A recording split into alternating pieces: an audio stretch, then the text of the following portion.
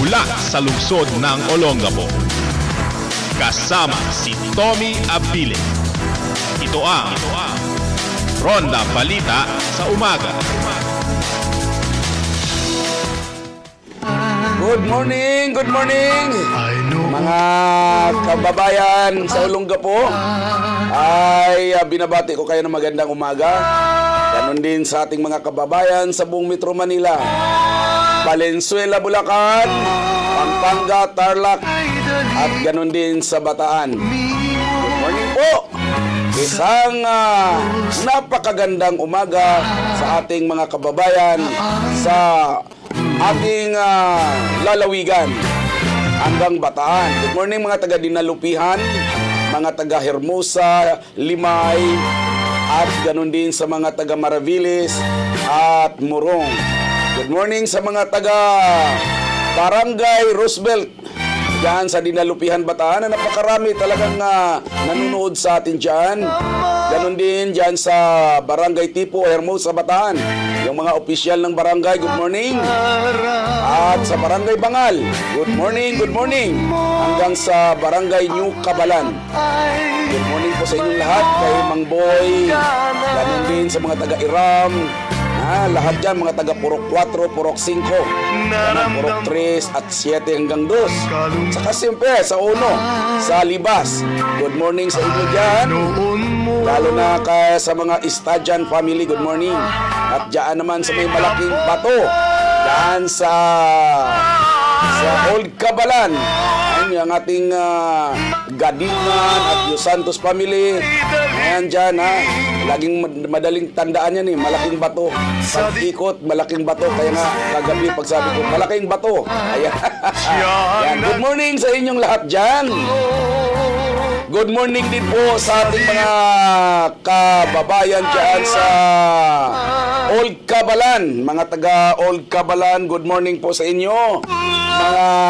Mga opisyal ng Old Cabalan sa pangunguna po ng ni Kapitan Palo. At doon sa mga taga Forestry, magandang umaga sa inyo. Lahat sa mga jeepney na brown, magandang umaga sa inyong lahat.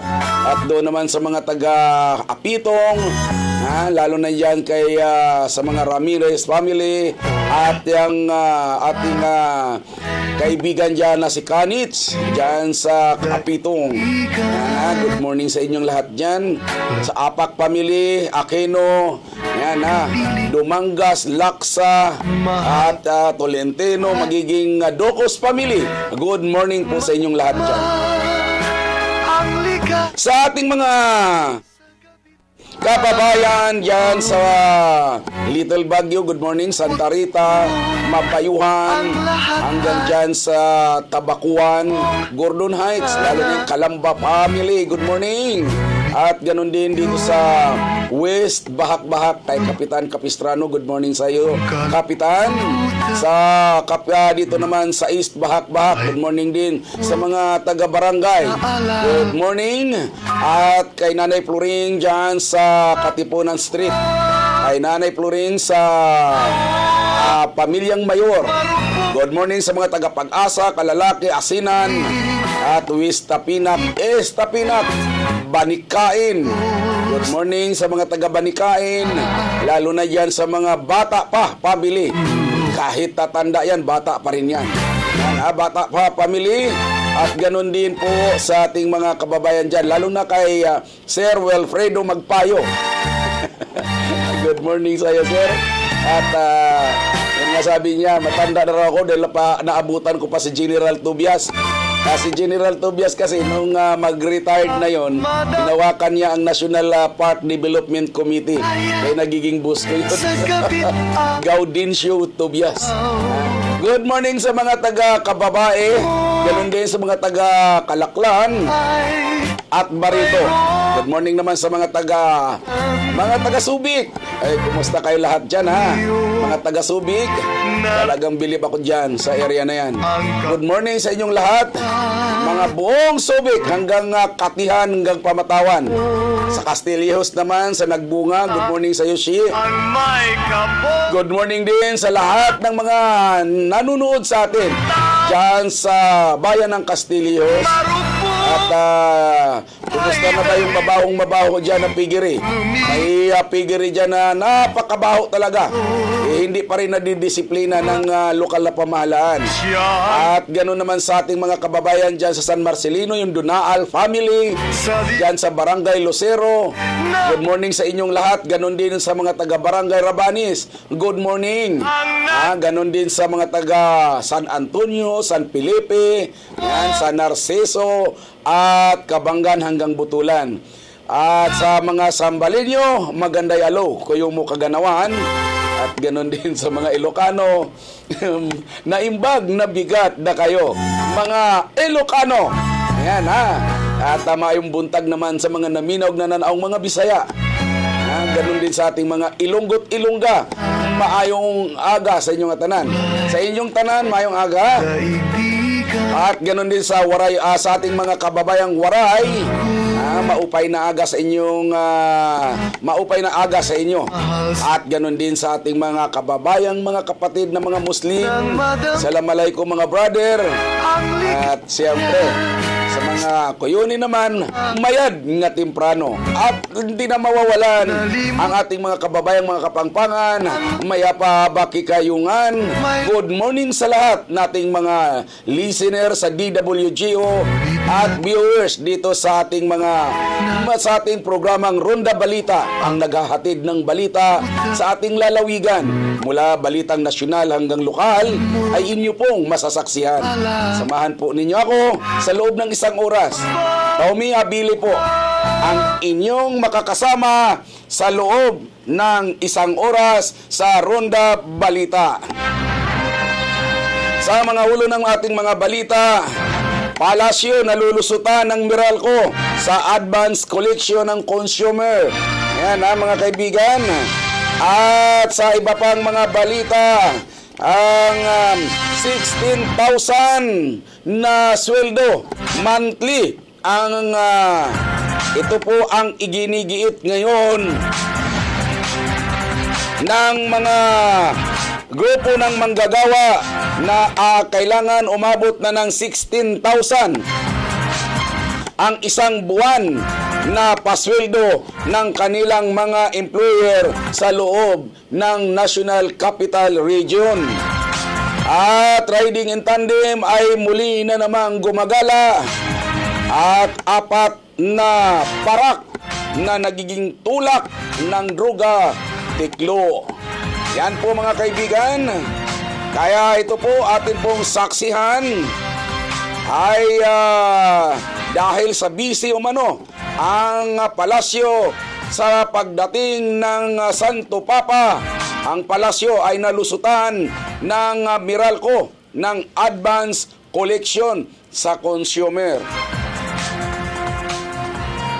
Nagmistulang nalusutan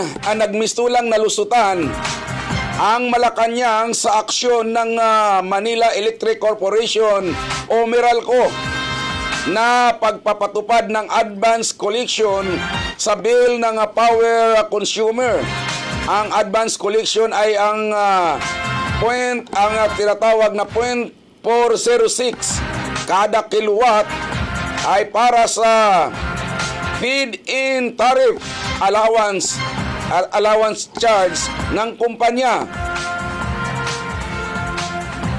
Ayon kay Presidential Spokesman Edwin Lacerda, hindi niya kabisado ang detalye ng Meralco dahil dito ay dahil nakatutok umano sila sa paghahanda sa pagbisita sa bansa ni Pope Francis sa January 15 hanggang 19. At dahil dito tatanungin umano anya si Energy Secretary Jericho Petilla kung ano at para saan ang sinisingil ng naturang kumpanyang Meralco. Isang Meralco consumer na sa katauhan ni Remigio Michael Ancheta ang dumulog sa Korte Suprema para hilingin na maglabas ng temporary restraining order para ipatigil ang feed and tariff allowance charge ng Meralco. Ayon kay Atienza, ayon kay Atieta, hindi makatwiran at mapanupil umano ang hakbang na itong kumpanyang Meralco. Nauna rito inihayag ng Meralco na nagbabawas na sila ng singil sa kuryente noong buwan ng Disyembre. Subalit hindi binanggit ang advance payment na ipinatutupad sa mga consumer. Tulisan talaga ang mga electricity, ang mga elektrisidad, yung mga electric company na yan. Matindi talaga, ano. Mantakin mo, magugulat ka na lamang, pati kung anong mga pautot gagawin nila, makakalusot lang sila sa kanilang mga koleksyon. Samantala po mga kaibigan, isa pong panawagan ngayon ng mga manggagawa.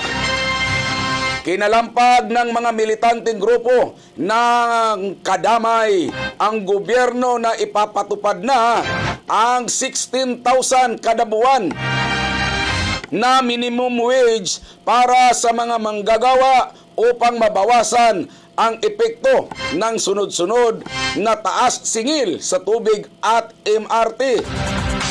Ayon kay Kadamay National Chairperson Gloria Arellano, marami umanong pamilya na naman ang hirap na makakahanap na mapagkunan ng pera dulot ng tumataas na presyo ng pangunahing serbisyo sa bansa. Higit na napapanahon ngayon, anya, para sa gobyerno na itaas ang sahod ng mga manggagawa at magpapatupad ng national minimum wage para mabawasan ang epekto ng pagtaas ng presyo ng mga batayang serbisyo. Hindi anya nakakagulat kung tataas muli sa mga survey ang bilang ng mga mahihirap at mga nagugutom lalo na sa Metro Manila. Nagsagawa kahapon ang grupong kadamay ng Noise Barrage sa Commonwealth Avenue, Quezon City upang iprotesta ang mataas na singil sa pamasahe sa Light Rail Transit, Metro Manila Rail Transit, MRT or LRT. Samantalang sinimula na ng regional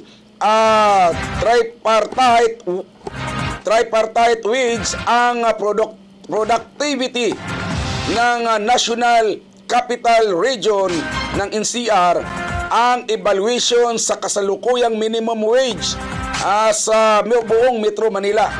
Ayon kay Labor Secretary Rosalinda Baldos, sa kabila ito ng walang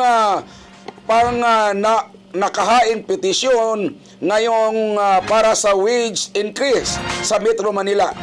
Gayunman, paglilinaw ng kalihim, normal itong ginagawa at walang kinalaman sa pagtaas ng pasahe sa MRT at LRT. Bagamat naniwala ang kalihim na may posibilidad na kasama ito sa ikokonsidera ng board sa kanilang evaluation. Kadalasan naman anya, isang taon matapos ang huling wage order ay nagsasagawa talaga ng mga review at consultation ang wage board.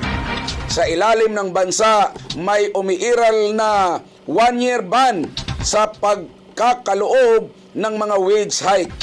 Ang pinakahuling wage increase na inaprubahan ng NCR Wage Board noong Setyembre 6, 2013, ang 10 pisong wage increase na naging epektibo noong Oktubre 4, 2013 at 15 pesos naman sa cost living allowance o COLA na naging epektibo naman noong Enero 1. Una nang sinabi ng Trade Union Congress of the Philippines na pinag-aaralan na nilang posibilidad na magagamit ang 135 pay hikes petition nationwide kabilang na ang NCR. Napakaganda naman sana kung mangyayari yan. Dahil ang kawawang mga manggagawa sa SBMA ay hanggang ngayon ipinagkait nila'y hindi malaman kung anong klaseng pamunuan yan dyan. Ipinabayaan ang mga manggagawa sa SBMA. Magbabalik po ang Ronda Balita pagkalipas lamang po ng ilang patalastas.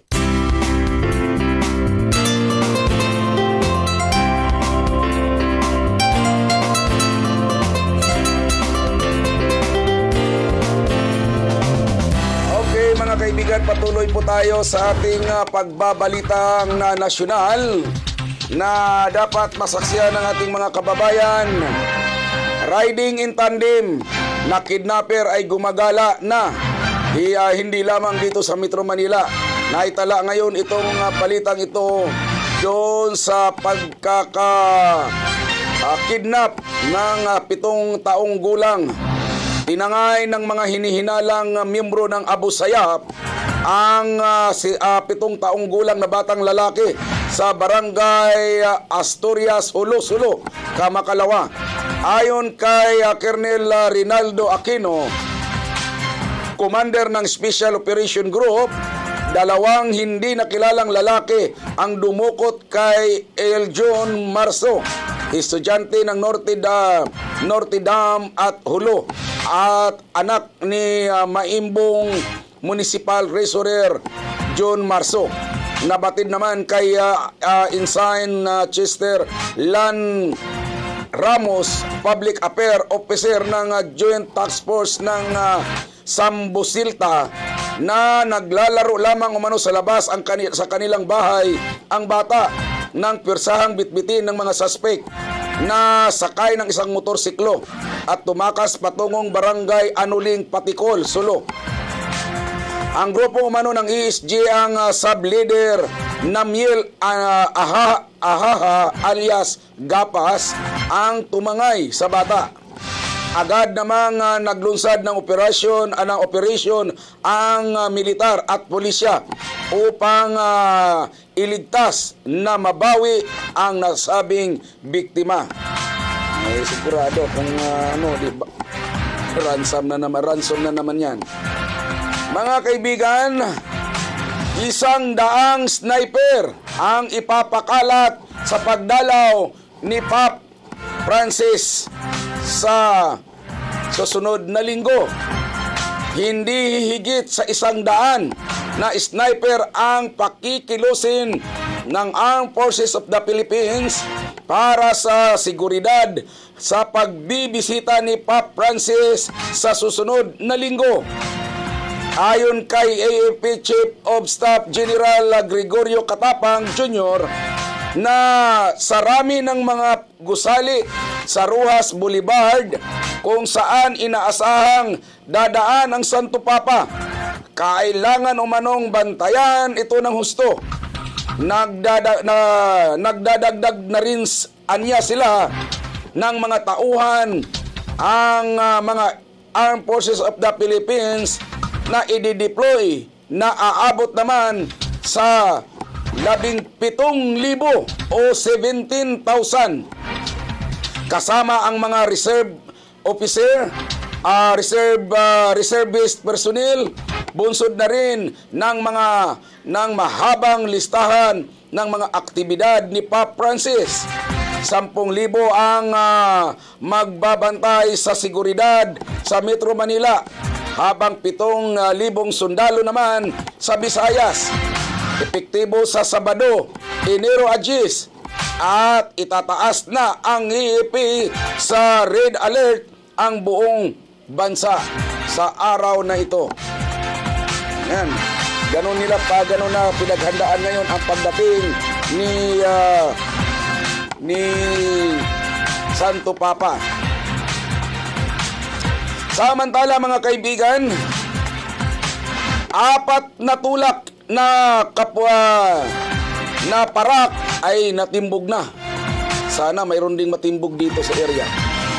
Hindi lubos akalain ng mga operatiba ng Provincial Intelligence Branch ng Cavite PPO na mismong mga kabaro pala nila ang makakatransaksyon sa anti-drugs operation na isinasagawa nila, kung saan 4 na pulis ang natimbog kahapon.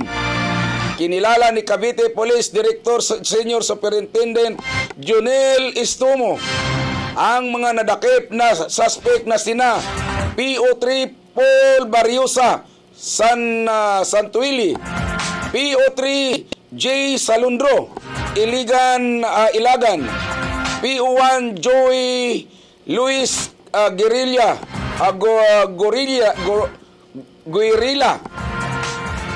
at PO1 Roger Oy, pawang mga nakatalaga sa Bacoor Police Station. Sa panayam kay Istumo, sinabi niyang dakong alas 11 ng tanghali nang magsagawa sila ng bypass operation ang grupo ng PIB Chief Superintendent Romano Cardenio sa barangay Habay-Habay.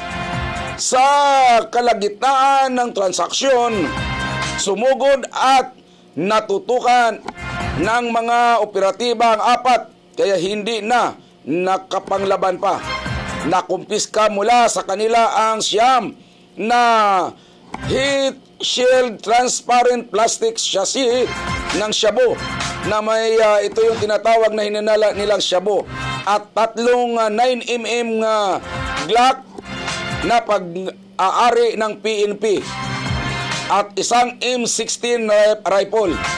Kasalukuyan na ng nasa Camp Pantaleon Garcia sa Imus, Cavite ang mga suspect na ayon kay Istumo ay nanganganib na matanggal sa serbisyo kapag napatunayang guilty sa pagbibinta ng droga ang naturang mga kapulisan. May karamihan naman kasi ngayon yan eh. Yan ang mga protector eh. Yan po mga kaibigan. At dito naman po tayo sa balitang Olongapo na tayo mga kaibigan. Atin pong ipaparating sa ating mga kababayan ang kaganapan naman sa Olongapo City. Pamilyang Laude dismayado umano sa 60 days suspension sa paglilitis sa kasong murder kay Pemberton. Nagpahayag ng pangamba ang mga kaanak ng napaslang na si Jeffrey alias Jennifer Laude kaugnay ng ibinabang resolution ng Olongapo City Trial Court na nagsususpende sa paglilitis sa kasong murder na isinampa laban kay Pemberton. Dagdag pa ng private prosecutor na si Attorney Harry Roque, malaking dagok sa pag-usad ng kaso ang 60 araw na suspensyon dahil sa ilalim ng Visiting Forces Agreement. Kailangan marisolba ang kaso sa loob lamang ng 1 taon. Ang naturang suspensyon ay bunsod anya ng kahilingan ng kampo ni Pemberton na reviewin ang kaso at idulog ito sa tanggapan ng Department of Justice. Kaugnay pa rin ito, ibinasura naman ni Judge Rolin Hines Habalde ang hiling ng kampo ni Laude na magkaroon ng live coverage ang paglilitis at ikulong sa ordinaryong piitan ang akusado. Labis ang pagkakadismaya ngayon ng mga abogado at kaanak ni Laude sa mga huling kaganapang ito, lalo pat matatandaang nagsampa rin sila ng petisyon na mag-inhibit sa kaso si Habalde. Samantala, plano naman ni Roque na iakyat sa Korte Suprema ang kanilang petisyon sa kustodya kay Pemberton. Mariin din nitong tinutulan ang hakbang na ikaila ang live media coverage sapagkat ayon pa kay Roque, tahasang paglabag ito sa karapatan ng malayang pamamahayag at karapatan ng taumbayan sa impormasyon. Ito kayang balita na ito, naunawaan kayo ito ng taga City Hall. Nakasundot tuloy ako.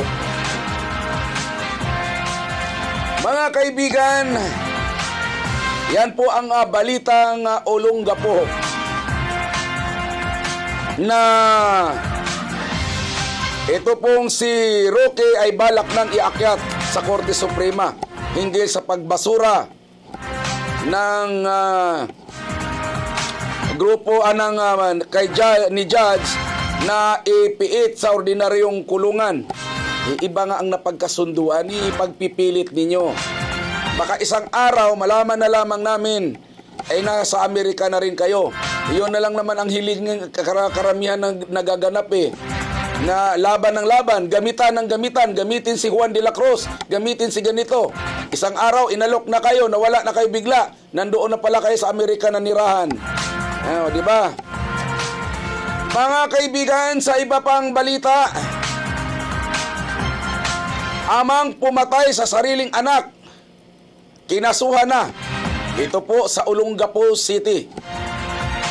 Sinampahan na ng kaso si Augusto Ankilian Velasco alias Mato, kaugnay sa pagkakapaslang nito sa kanyang anak na si JV Ankilian Velasco, 21 anyos, noong 30 ng Disyembre ng nakaraang taon sa Kalapakuan, Subic, Zambales. Ito po ay 2014. Formal nang kinasuhan ng parricide ang suspect na ito na lamang sa 2 Enero nitong Enero 2, taong kasalukuyan sa tanggapan ng Provincial Prosecutor sa Hall of Justice ng Olongapo City. Matatandaan na bago naganap ang krimen ay nagkaroon pa umano ng mainitang pagtatalo ang mag-ama na nauwi sa suntukan, na kalaunan ay nagbunsod upang kumuha ng kutsilyo ang suspect at inundayan ng saksak ang anak. Naisugod pa sa ospital ang biktima, subalit hindi ito umabot doon na buhay. Nasa pangangalaga na ngayon ng pulisya ang suspect upang harapin ang isinampang kaso na laban sa kanya. Ayun kasi minsan, kapag kulang sa disiplina ang anak, talagang lalabanan ka. Iba na kasi ngayon Kung noon, titingnan mo yung anak, tingin lang, papasok agad sa kwarto yan. Pero ngayon, baliktad na.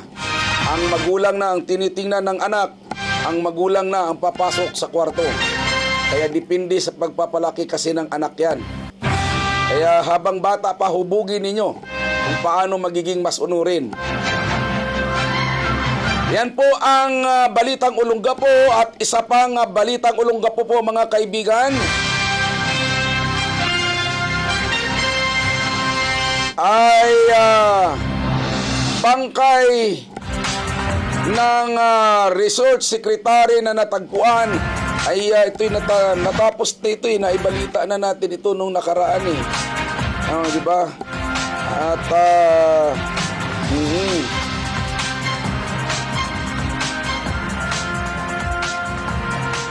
At yan po mga kaibigan ang mga balitang lokal na atin pong ipinarating sa ating mga kababayan sa Olongapo City.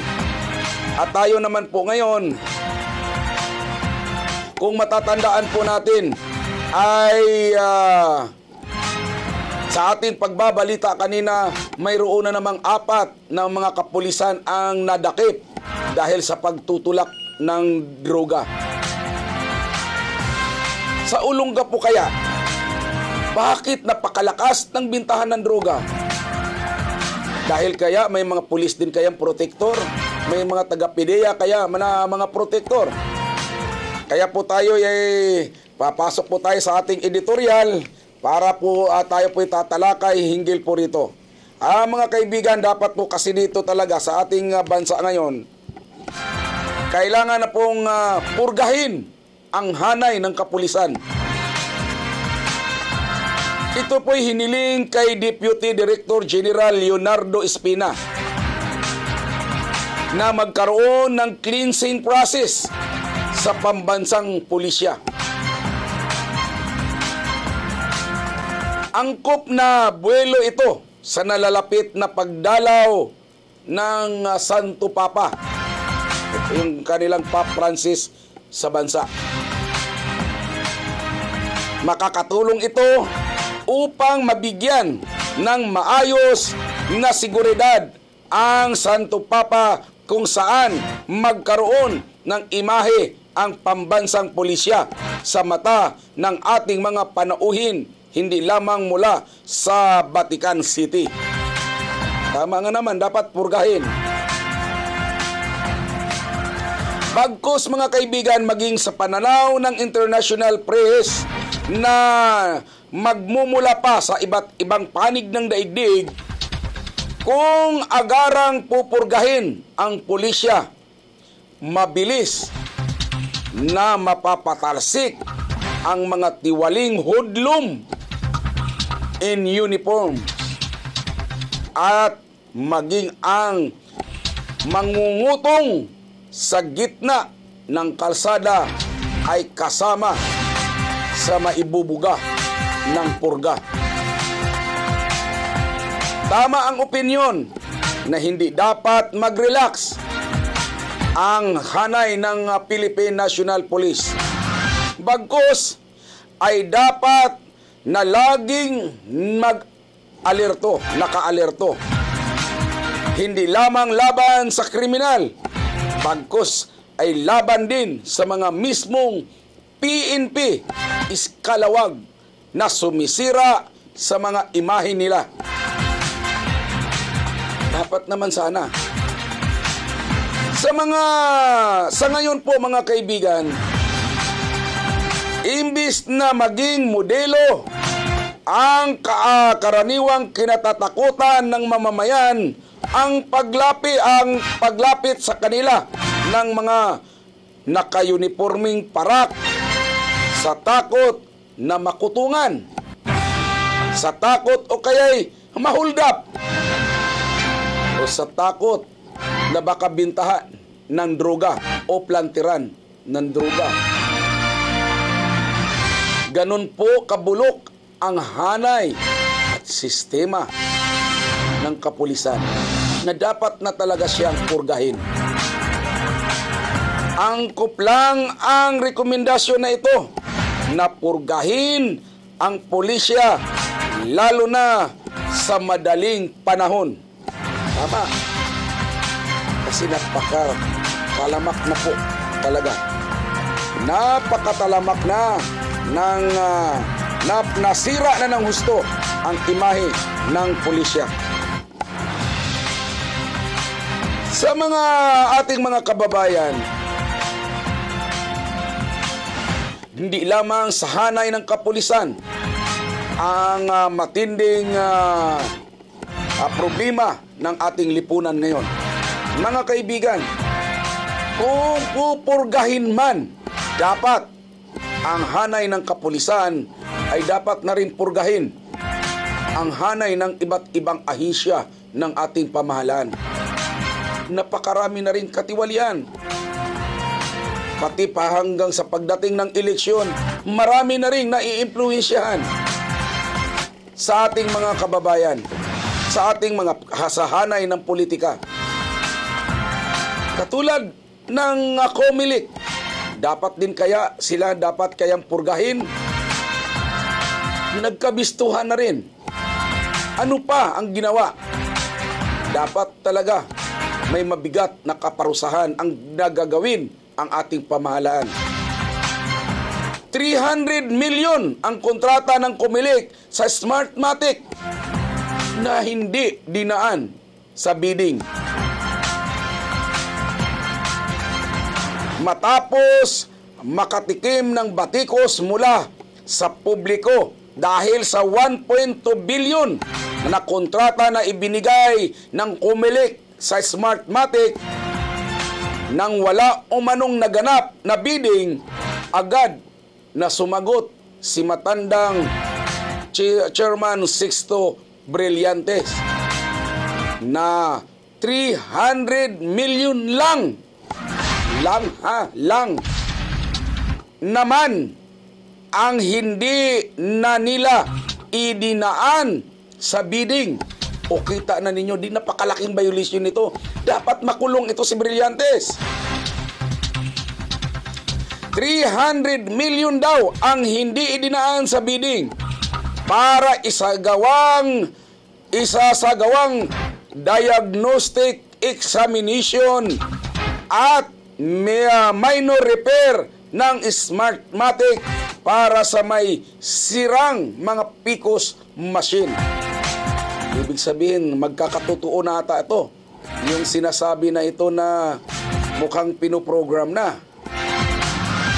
Chairman Brillantes, malinaw na nakasaad sa batas na ang kontrata o transaksyon na pinapasok ng pamahalaan mula sa halagang 500,000 pataas ay dapat idadaan ito sa bidding para maiwasan ang anumang anomalya. Tapos sa Comelec ay 300 million lamang kuno. 300 million ang hindi idinaan sa bidding. Anong kaparusahan nito sa ating kasalukuyan na pamahalaan? Dapat magkaroon ng matinding kaparusahan para madala ang mga magnanakaw sa lipunan.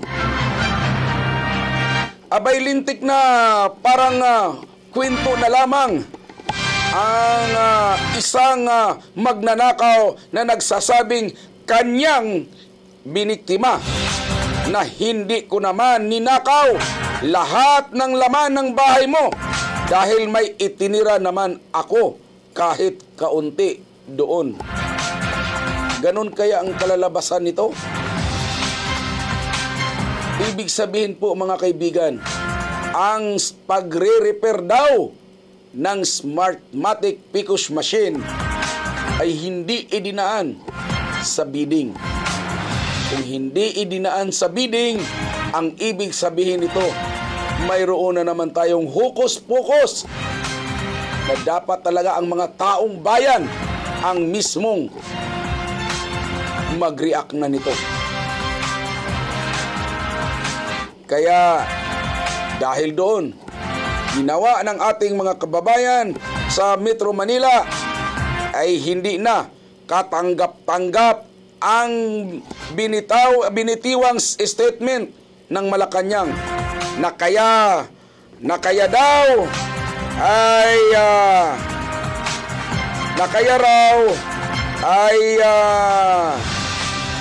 nila inalis ang subsidiya sa bawat pasahero na lang ng MRT dahil problema ni Pangulong Noynoy Aquino ang taas pasahe dahil mga taga Metro Manila lang daw ang nakikinabang sa pagsakay ng MRT. Ano ba nangyari ninyo? Ano ba nangyari sa inyo? Kaya tuloy ang Liberal Party para sa 2016 election ay iba basura na daw. Kita nyo na. Panawagan na ng mga tao na ibabasura na lamang ang grupo ng Liberal Party. Sa bagay, hindi naman ang partido ang ating iboboto yung tao. Kaya mamili na lang po kayo talaga ng maayos na mga taong inaasahan natin na makaahon sa kahirapan. Hindi po yung mga taong sariling interest lamang. Mga kaibigan, maraming salamat po. na sinamahan po ninyo ako sa loob ng isang oras para sa Ronda Balita at natunghayan po ninyo ang mga kaganapan sa buong bansa ng Pilipinas, maging ang balitang lokal ay inyo pong natutunghayan. Kaya pasensya po kayo kung mayroon pa pong ibang mga dapat ibalita dito sa TV22, sa Subic Broadcasting Corporation na hindi ninyo napapanood o napapakinggan dahil napakahirap po talagang kumuha ngayon ng mga balita. Itinatago po nila ang mga balita. Kaya nagiging gutom pa kayo sa kaalaman ng kaganapan dito sa Olongapo. Pero hayaan niyo po mga kaibigan, gagawa kami ng paraan para lamang po maipaparating sa inyo ang lahat ng kaganapan ng ating bayan. Maraming salamat. Ako po si Tommy Abili at susunod na po ay ang Errol Dacami Show. Huwag po kayong magtaka bakit pa replay siya dahil hindi pa po sila nakapag-shoot. Ay mayroon na silang ilang episode doon na nakahanda. Kasi yan si Errol Dacami ay mayroon po rin yan show doon sa ibang sa Metro Manila. Ngayon ay amin pong hiningi ng pasensya sa inyo yan na baka sa sunod na linggo ay may mga bago ng episode na ipapalabas. Mga kaibigan, ako po ang inyong lingkod, Tommy Abili po, ay pansamantala pong magpapaalam at babalik po ako mamayang alas 10 hanggang alas 11. Tommy Abili po ay muling magsasabi sa inyo, mabuhay po kayo.